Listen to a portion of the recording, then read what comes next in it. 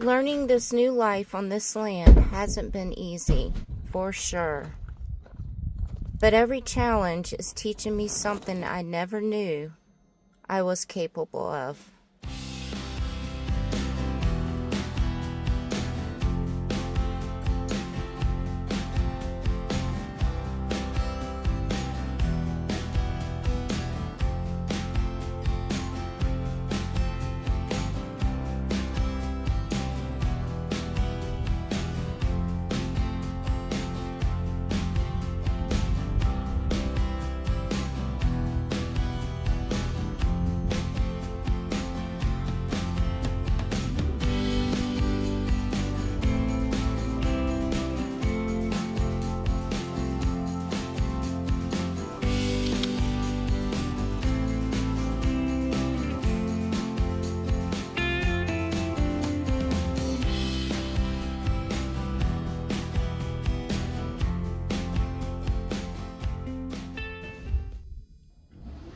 The mornings out here have become my favorite part of the day. Not just because they're peaceful, but because around here, mornings are when things actually get done. Living in the high desert of Arizona has taught me pretty quickly that if I want to work outside, I better take advantage of these early hours.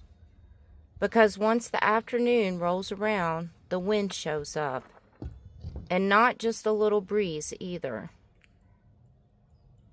Spring out here has definitely been intense. The winds can get so strong that sometimes it feels like the entire desert is moving around me. And then come the dirt devils. Big, huge, giant spinning towers of dust crossing through the property like they own the place. I've watched them come through here carrying dirt, tumbleweeds, and sometimes things I forgot to tie down. Yep. It's honestly been one of the biggest challenges I've had to work around since being here. So, these quiet mornings, I definitely don't take them for granted. Right now, I'm moving some wood around so I can get back to working on the shed. And this pile of wood here actually has a purpose all on its own. This isn't for the inside of the shed. This wood is going to be used for skirting around the outside of the shed. And when I first started thinking about this little 8x12 shed, I was mostly focused on getting a roof over my head and making it feel more livable. But the more time I spend out here, the more I realize it's the little details that matter too. So I want to skirt the bottom of the shed to help keep critters from making themselves at home underneath it. And around here, that includes snakes also. And the snakes are already starting to come out now, which has me thinking I should probably move that project higher up on the priority list. The skirting will help more than just that though. It should also help block some of this relentless wind from blowing underneath the shed, and hopefully add a little extra insulation also. And when I stop and think about it, that's kind of how everything has been out here. One project leads to another. You start with one goal in mind, and then suddenly you realize that there are 10 more things connected to it. There's honestly so much to do that sometimes it's hard to focus on just one thing. My mind jumps ahead constantly, thinking about the next project, the next challenge, the next thing I should be preparing for. But I guess that's just part of turning raw land into something livable.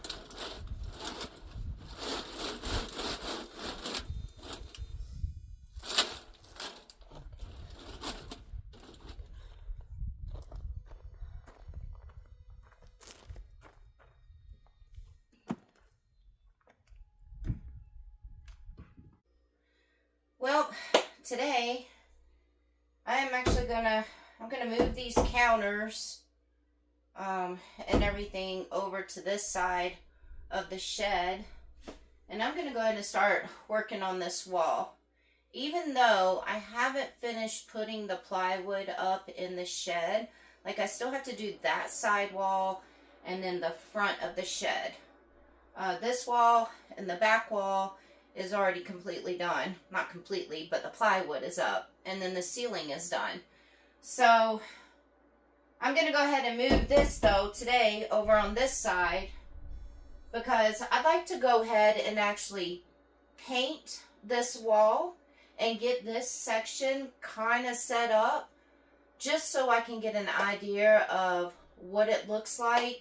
Because I'm going to be completely honest with you, and like I told you guys plenty of times before, I am new to all this. So all of this I've never done before. It's a learning curve for me, because yeah.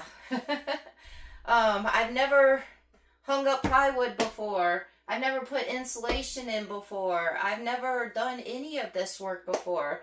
So I've been learning from other people or researching online. And, well, I don't know if I'm really happy with the plywood that's up on the wall. So the plywood that I got, one side is completely sanded, and then the other side is not sanded. This bottom one down here, this is 2 pieces of plywood.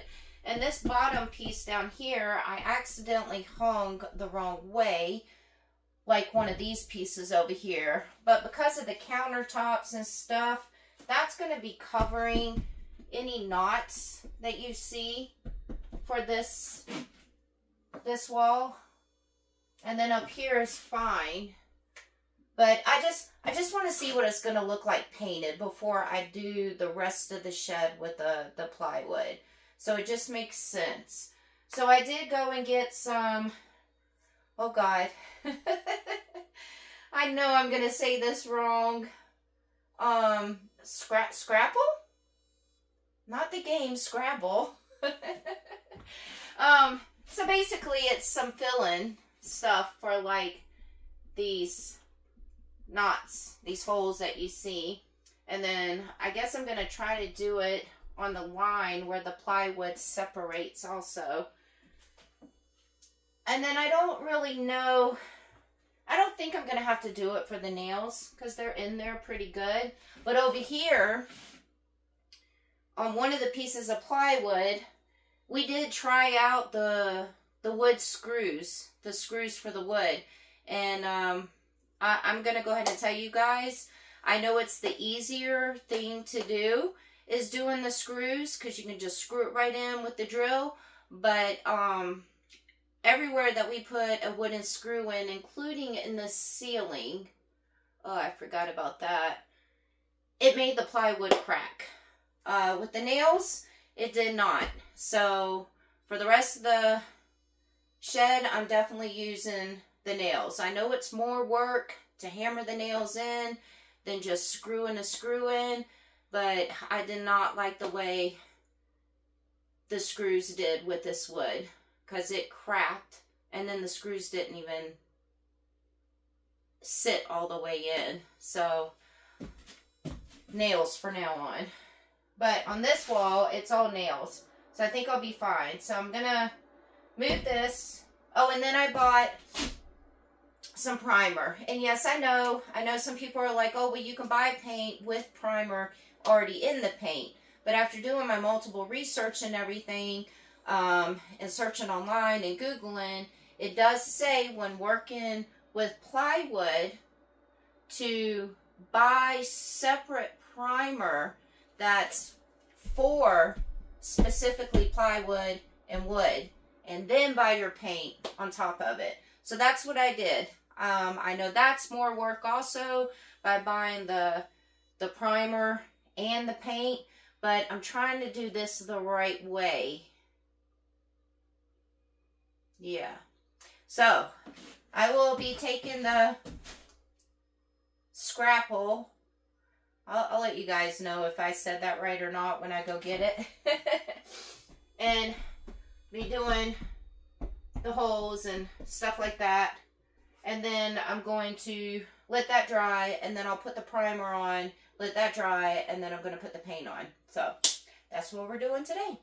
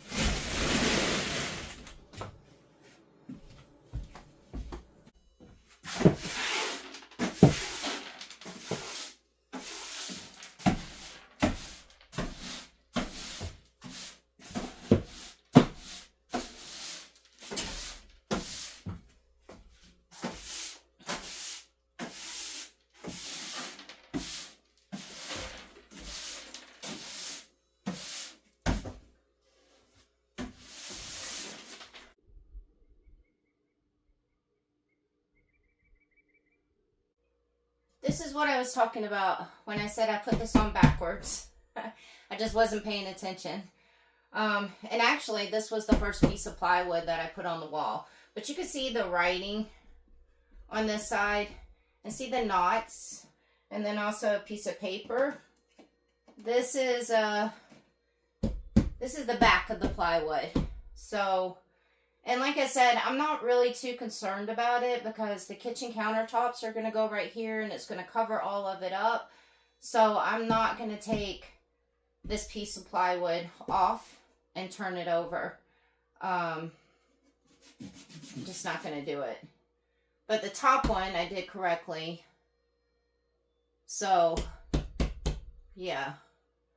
But this is how you can tell when you buy plywood which side faces out and what side goes in. Obviously, it's a given when you see the writing.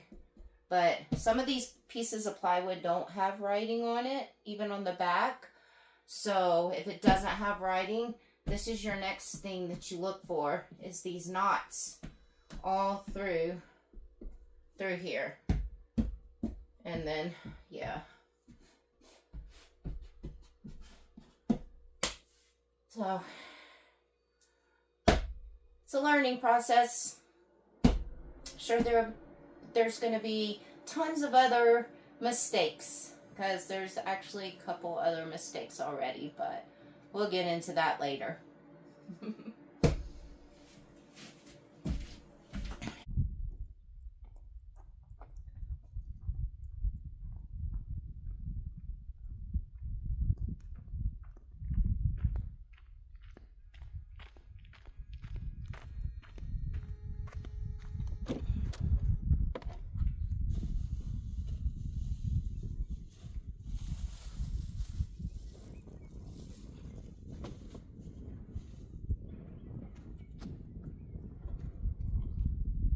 Okay. I said it wrong. So, for everybody that's already been in the comments right now, correcting that funny saying, scrapple, I told you. At least I got the S right, but it's spackling.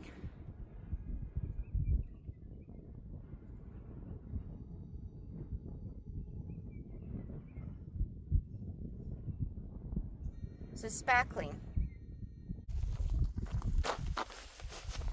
I got the spackling.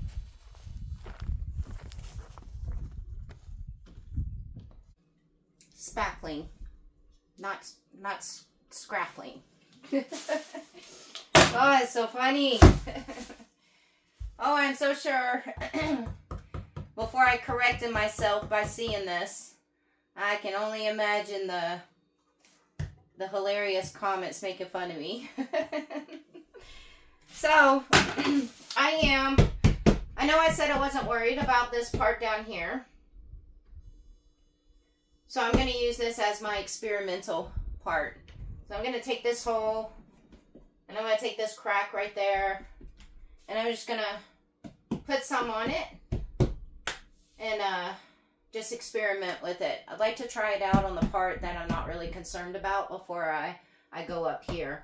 And then, I know what some of you guys are going to think, because I already thought it. It is pink. So when it goes on pink, when it goes on the board, it's going to be pink. But when it dries and it's ready to be sanded or ready for another coat, it's going to turn white. So it's not going to be pink on the board. It's going to eventually turn white. So it's like putty. It's like putty. This is something like kids would have fun with. It's like Play-Doh. Oh yeah, you know I'm not a professional on this. So, alrighty. Let's see. And then I did get some putty knives. So, I got a few putty knives.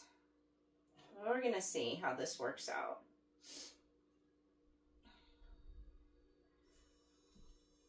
I don't want to do too much.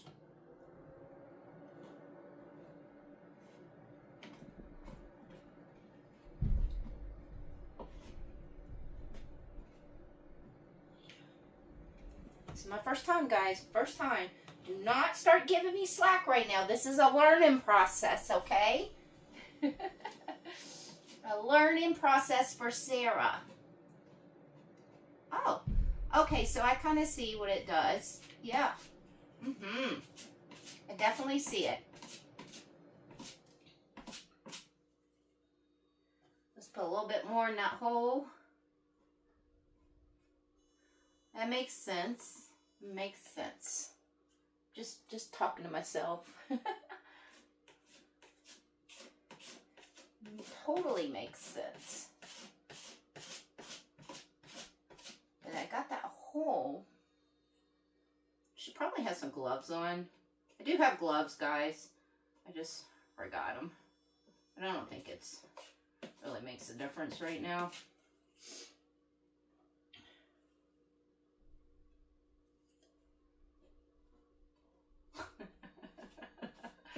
Okay.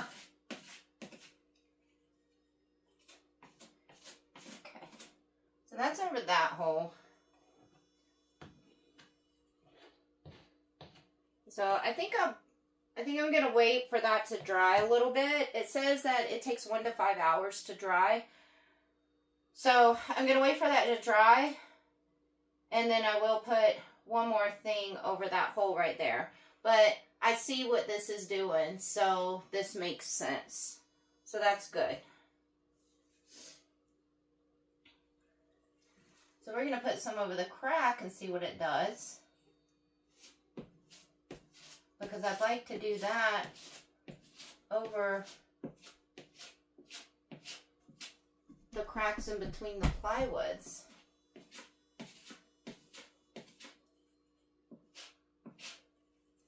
Right? Makes sense, right? I guess. I don't know. So, let's see. This one is a big crack.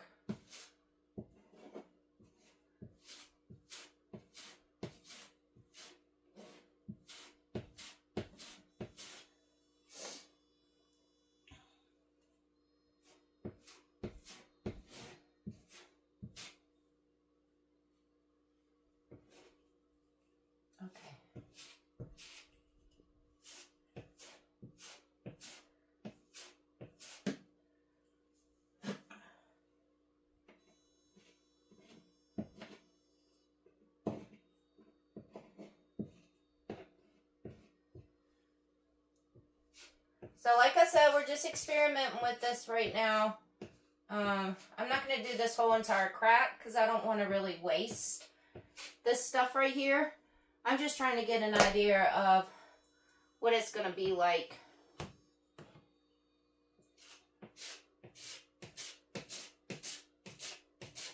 I say to fan it out so it just evens.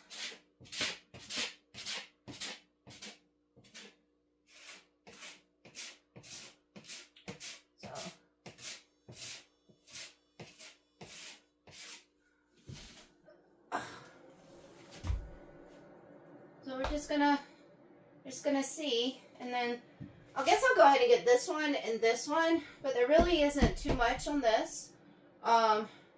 Actually, you know what? The primer, I'm just gonna put a little bit right there because I think the primer is gonna help with all this. So yeah. Don't worry, I'm not advertising my business here.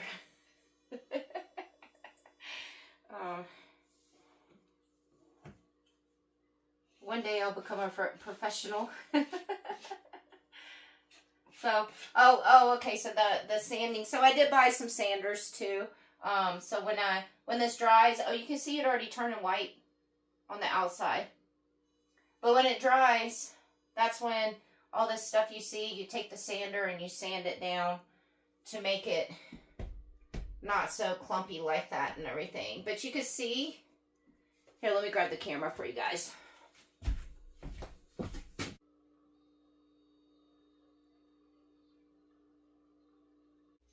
Okay, well, it's pretty fast, but it's already turning white. That's pretty cool. So you can see it's already turning white.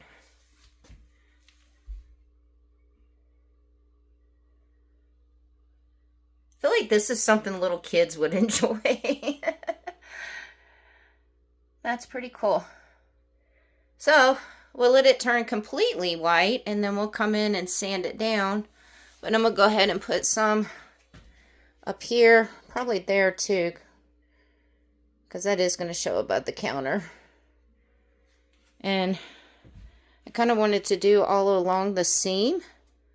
So, because see, that right there is cracking. Cover this crack in. And then that way, hopefully between the spackling and the primer, you won't be able to see this, hopefully. I don't know. We're just gonna get this little hole. And in case you guys are wondering, I'm sure some of you guys are gonna leave it in the comments, but I don't have anything protecting the floor right now from this, or the paint. But this is just bare floor, and I do have some flooring that I'm going to be putting down on this floor, so it really doesn't matter if I get paint on this right now, because the tile stuff that I got for the floor is going to cover it up.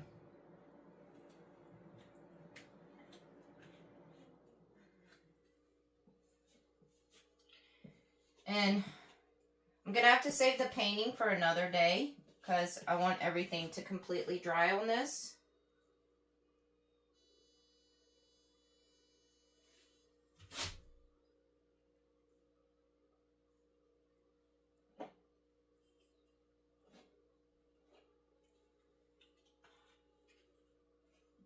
So, yeah. Okay. So today we're just going to get this done, let it dry.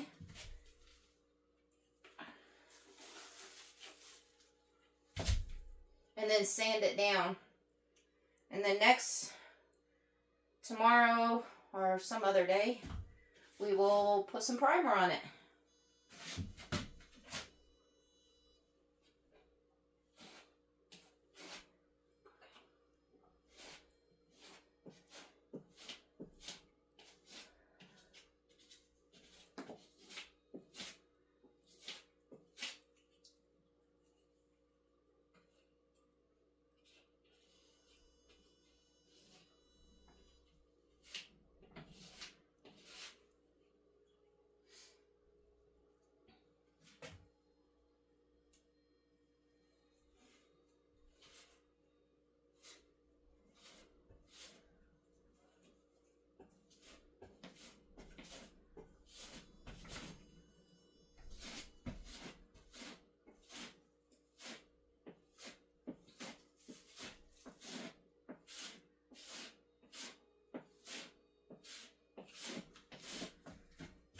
cool. I can see where this definitely is going to work.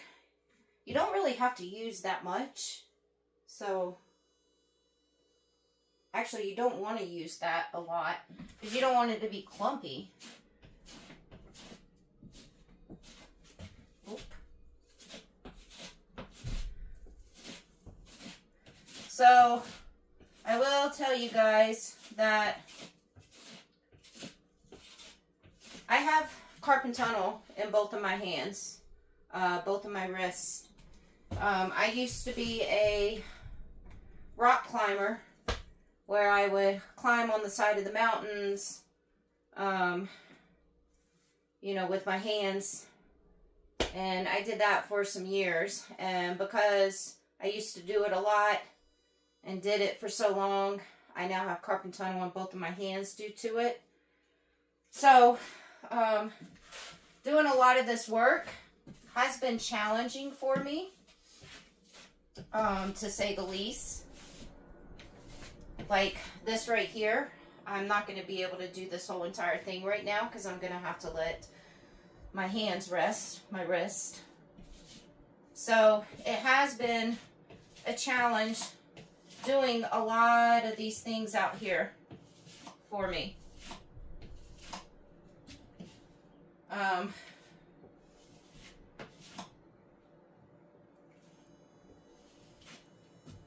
It got pretty bad the other day with my hands that I almost wanted to throw the towel in and just have some people come in and finish this up for me, but like I can start feeling it in my hand right now. I don't want to do that because A, it's cheaper for me to do it myself, and I just really cannot afford to have these people coming in and doing stuff that I actually can just do with my own two hands and save money. And then also, I want to be able to do all this stuff on my own. Because when this is all done, I want to be able to sit in here or sit outside and just look at everything and have that sense of accomplishment that I did that. I did this. And I won't have that sense of accomplishment if I had other people doing it for me. So yeah, I mean, I'm going to try to work as hard as possible. I just have to take a lot of breaks. And, oh, that was a big glob. And then also, mentally, it's been very challenging on me also because I know I have a lot of new people to my channel right now. But I have talked about this plenty of times before on my channel. So if you're not familiar with all this, then now you're going to know. I suffer with multiple mental illnesses. Multiple. And I have my whole entire life. Since I was a kid. And some of those mental illnesses, one is ADHD, which the ADHD means I have a hard time concentrating on things. I can get easily sidetracked.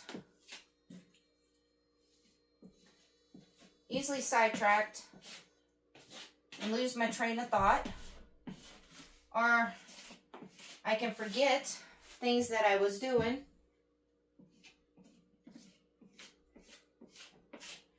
So that's why when I have to sit down and edit a video, sitting down editing a video for some YouTubers only takes them a couple hours to edit.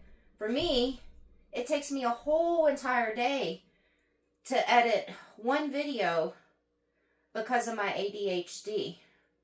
And that sucks. So then, I also, some of my mental illnesses is mood swings. I go through a lot of mood swings, and things that stress me out, when I get stressed about something, the thing that I get stressed about, it is about 3 times worse for me to be stressed out about something than for a normal person. Meaning, when I get stressed out about something, I can go through complete mood swings. I can go through crying and being upset to being angry, to being frustrated. So, it's hard. So meaning, I'll give you guys one example real quick. And I'm not embarrassed by this, because when I first started talking about my mental illnesses that I have and sharing it on my channel, it actually reached out to a lot of people that are suffering with mental illnesses too. And a lot of people thanked me for sharing what I was going through. And there's been so many times that I felt like I was alone going through a lot of my stuff. And that sucks when you feel like you're alone and you're the only person that deals with this kind of stuff. Like, I just thought I was some kind of psycho whack job. I still think that about myself sometimes. But, so no, I'm not embarrassed to share my life and what I'm going through. So, for example, of one of my incidents, I call it, what do I call? I call them my episodes. That's what I call them. Yesterday, me and my friends were at Home Depot getting all this stuff right here in the paint, and I was looking at, okay, I think this is good. The sanding's gonna have to fix that.